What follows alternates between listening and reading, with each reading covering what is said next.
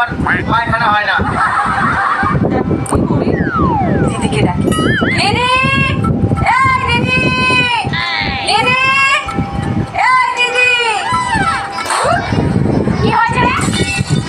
দেখ না, গ্যাসটা চালাতে পারছি না। পারিস নাকি তুই খেতে? আর কবে সংসারের কাজ শিখবি বলতো?